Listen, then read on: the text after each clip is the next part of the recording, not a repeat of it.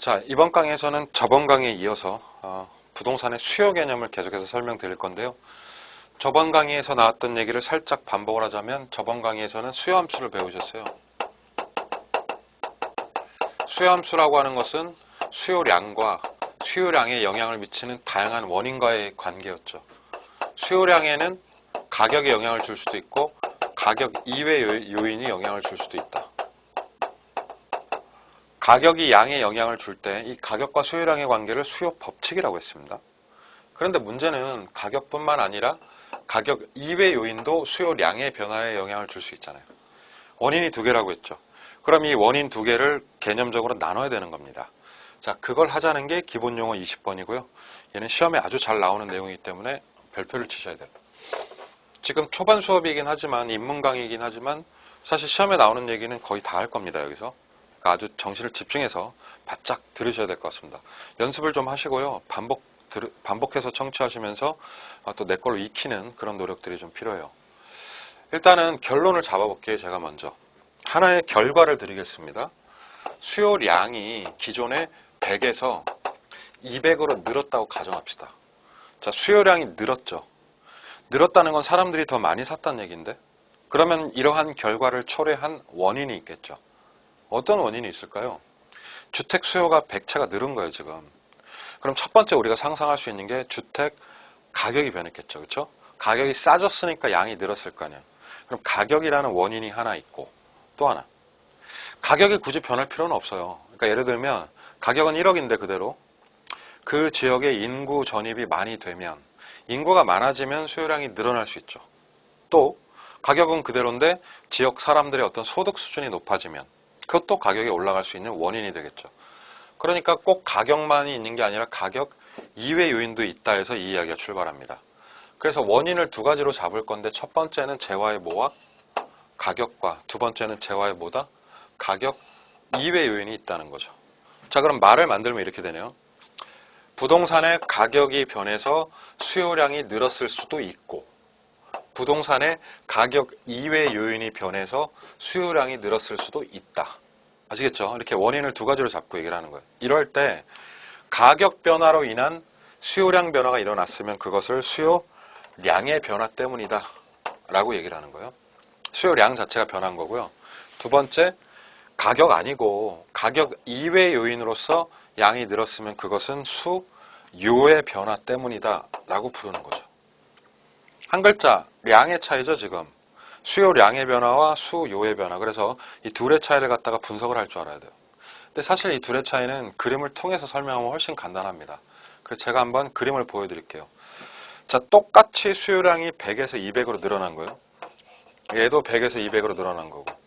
그리고 똑같이 수요 곡선이 존재합니다. 왼쪽 수요 곡선 한번 보시면 첫 번째로는 가격이 1의 수준이 있다가 수요량이 100이 된 거예요. 맞죠? 그러다가 가격이 싸지니까 어떻게 된 거예요? 수요량이 200으로 늘어나게 된 거죠. 이렇게. 그래서 보시다시피 수요 곡선 상에서 이 점이 미끄럼틀을 타고 이렇게 내려온 겁니다. 자, 얘는 즉 세로축에 있는 뭐가 변한 거예요? 가격이 변한 거라고. 자, 이렇게 가격이 변해서 수요량이 오른쪽으로 늘어났다면 이것은 수요량의 변화라고 표현을 하는 겁니다. 일반 수요 곡선 상의 변화죠. 그렇죠? 자, 그랬을 때 시험에서는 4개의 문장을 내는 건데 이 4개를 정리를 하셔야 돼요. 첫 번째, 이러한 변화는 가격 때문이다, 가격 이외 때문이다. 가격 때문이다. 맞죠? 두 번째, 그럼 수요량의 변화라고 하는 건 곡선 자체가 이동한 것이다, 곡선 상의 변화가 일어난 것이다. 그래서 곡선 상의 변화라고 표현을 해요. 얘가 별표입니다. 이걸 많이 물어보죠, 시험에서. 즉, 이러한 수요량의 변화라는 건 곡선상에서 뭐가 이동한 것이다? 점의 이동, 미끄럼틀 타고 내려온 것이다. 맞죠? 즉, 이러한 수요량의 변화라는 건 곡선의 이동이 있다, 없다. 그래서 곡선 이동이 없다라고 표현을 하는 거죠.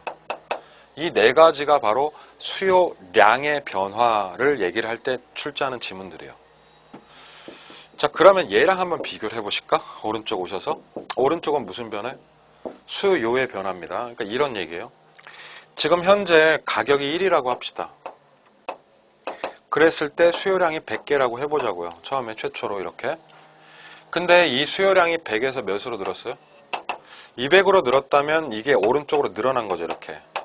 근데 문제는 가격이 변한 게 아니라 가격 이외 요인이 변했잖아요. 그 얘기는 가격은 그대로 1을 유지해야 된다는 거. 가격이 오르거나 내리면 안 된다는 거예요. 근데 이 상태에서 이 100이 200으로 늘려면 이 점이 말이죠. 수평으로 이쪽으로 이동을 해야 되는 거예요. 이렇게. 보시다시피 점이 곡선 밖으로 뚫고 나왔죠? 자, 이 말은 즉 뭐냐면 이 곡선 자체가 이렇게 오른쪽으로 이동을 했다는 뜻이 됩니다. 자, 이 수요 곡선이 오른쪽으로 이동을 하면 같은 가격인데 양이 늘어나는 거죠. 그렇죠? 자, 바로 이것 자체가 수요 자체의 볼륨이 늘어났다는 뜻이에요. 그래서 얘를 뭐라고 한다? 수요의 변화라고 합니다. 그럼 똑같이 4개의 표현을 쓸 수 있죠. 가격이다, 가격 이외다. 그럼 가격 이외 요인이 되는. 그럼 얘는 곡선 상의 변화다, 자체의 변화다?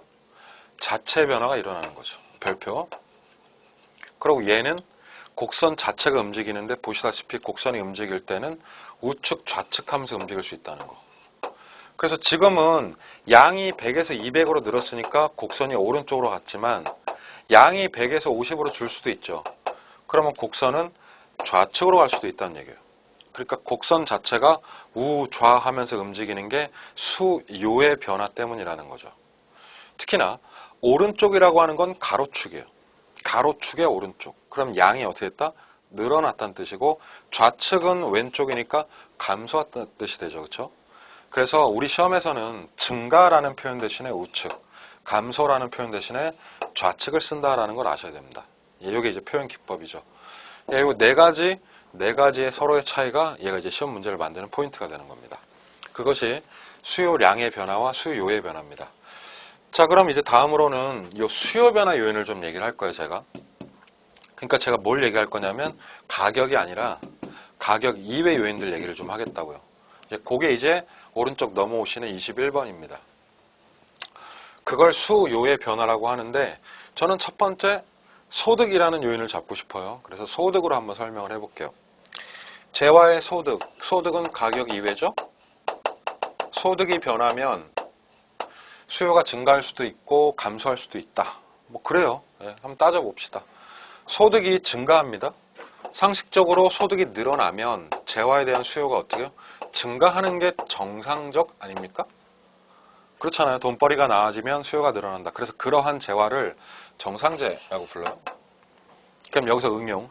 정상재는 소득 증가, 수요 증가니까 정상재의 경우에는 소득이 증가하면 수요 곡선이 어느 쪽? 증가라는 말 대신에 우측이란 말 써도 된다 이거죠. 그렇죠? 근데 문제는 두 번째 재화입니다. 소득은 늘어나고 있어요. 근데 거기에 맞춰서 수요가 줄어들 수도 있다. 감소. 아, 서로 반대로 움직이고 있죠. 돈벌이가 나아졌는데 수요가 감소하는 재화가 있느냐? 있습니다. 자, 그런 재화를 우리가 뭐라고 한다? 열등재라고 불러요. 열등재는 수요 곡선이 감소니까 좌측으로 움직이는데 실제 제가 책에 써놓은 사례가 있죠. 자동차라는 카테고리를 하나 놓고 보면 여러분 소득이 늘어나시면 신차 쪽으로 가세요? 중고차 쪽으로 가세요? 월급이 대박 늘어난 거예요. 월급이 많이 늘어나면 나는 신차 사지. 그럼 신차에 대한 수요는 어떻게 된다? 증가해요. 근데 소득이 진짜 좋아지면 중고차 기피하잖아요, 우리가. 그러면 중고차에 대한 수요는 어떻게 돼요? 감소하게 된다 이거죠. 그렇죠? 자, 보세요. 자동차라는 카테고리 아래서 신차는 소득 증가할 때 수요가 늘어나는 게 신차니까 신차를 정상재라고 부르는 거고 중고차 같은 경우에는 내가 소득이 늘어나면 중고차 기피하니까 중고차 뭐라고요? 열등재라고 하는 거죠. 그러니까 하나의 카테고리 안에서 우등재, 열등재 개념으로 나누는 거죠. 그래서 정상재를 뭐 우등재화다 이렇게 표현하기도 합니다.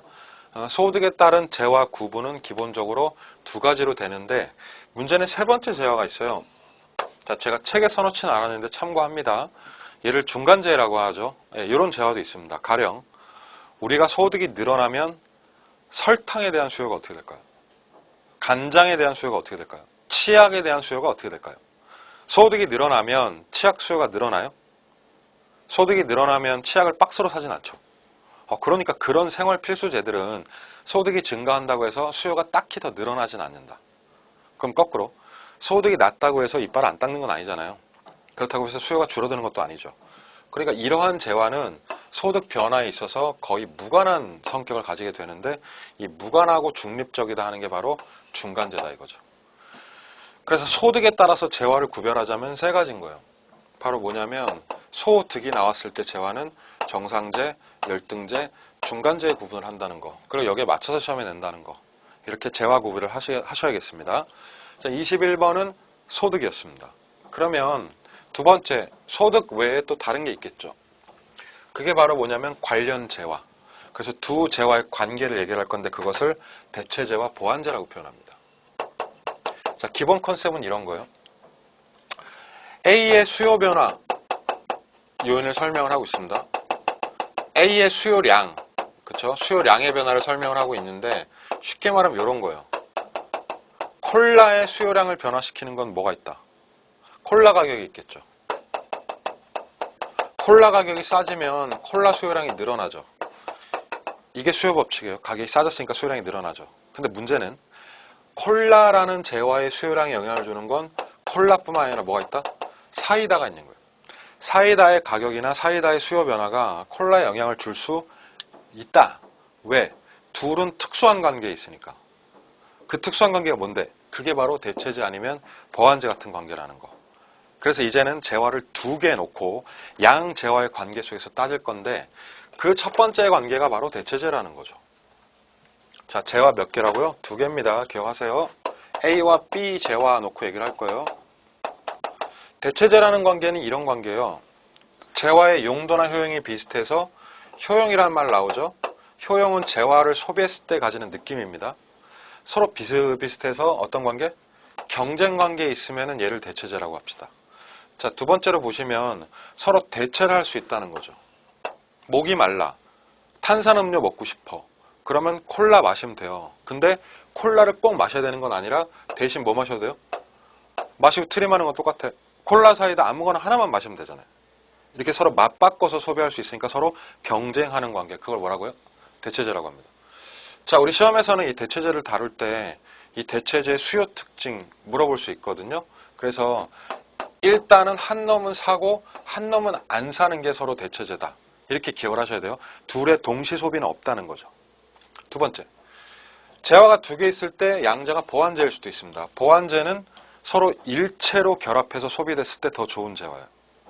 보완이잖아요. 그러니까 서로 뭐 하는 것이다? 동시 소비하는 것이 유리한 재화. 얘를 보완재라고 합니다. 서로 간에 보완적 성격이 있어서 동시 소비하는 게 좋다. 경쟁이 아니라 이런 컨셉이라는 거. 뭐 예전에는 우리가 커피 마실 때 커피에 프림 넣고 설탕 넣고 이렇게 해서 마셨잖아요. 그래서 커피와 프림은 동시 소비할 때가 유리하다. 이런 느낌이 바로 보완 관계죠.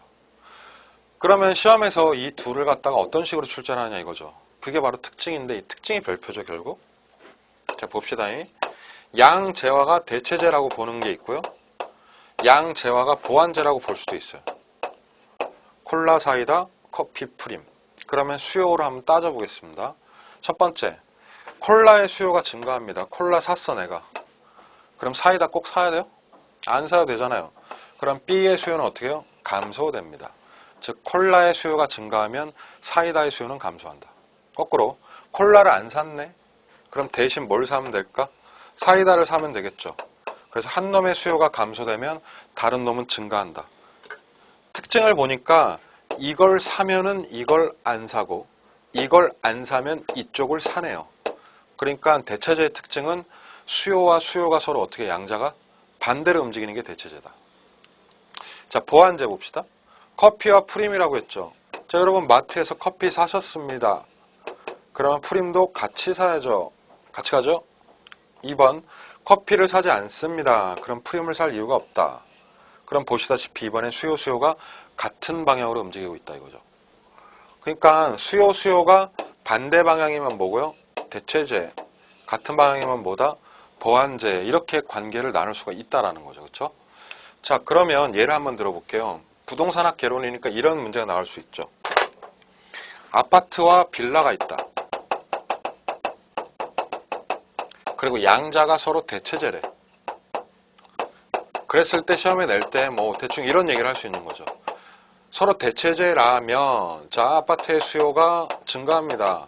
그럼 빌라의 수요는? 이라는 문제 나올 수 있죠. 대체재라면 둘 중에 하나만 사야 되는데 그럼 빌라 수요 어떻게? 감소한다라고 찍으시면 되는 거예요. 아파트의 수요가 감소하면 어쩔 건데? 그럼 빌라의 수요는 거꾸로 어떻게 된다? 증가한다. 이런 얘기를 하면 되는 거죠. 그러니까 양 부동산의 두 개를 놓고 서로 관계 제시하고 수요 변화를 추적하라. 뭐 이런 스타일의 문제가 나오는 거죠. 그렇죠? 보완제라면 얘기가 달라지죠. 보완제면 아파트의 수요가 증가했을 때 빌라의 수요도 증가한다라고 대답을 하셔야 되는 거예요. 그래서 대체제와 보완제는 그 양자의 관계에 따라서 수요의 방향이 결정이 되는 겁니다. 실제 시장에서요, 아파트와 빌라가 뭔지 몰라요. 얘네 뭐 대체제일 수도 있고 보완제일 수도 있거든요. 그럼 시험에서 이렇게 나온다고 합시다. 시장 관찰을 해보니까 아파트의 수요가 감소하고 있어요. 근데 빌라의 수요는 증가한대. 그럼 수요가 서로 어떻죠? 반대로 가는 거죠. 그럼 이렇게 수요가 반대 방향으로 움직였을 때 그 양자의 관계를 이제 뭐라고 하는 거예요? 그럼 이걸 물어볼 수도 있다. 그럼 이때는 양자가 대체제의 관계에 있다라는 얘기를 하면 되는 거죠. 그렇죠? 부동산 재화를 두 개를 놓고 얘기를 하는 거니까 이 둘의 관계를 이렇게 밝히시면 되겠습니다. 자, 기본적으로 수요의 관계에 대한 정리는 이 정도 하고요. 자, 다음 강에서 공급에 대한 내용을 이어드리도록 하겠습니다. 수고하셨습니다.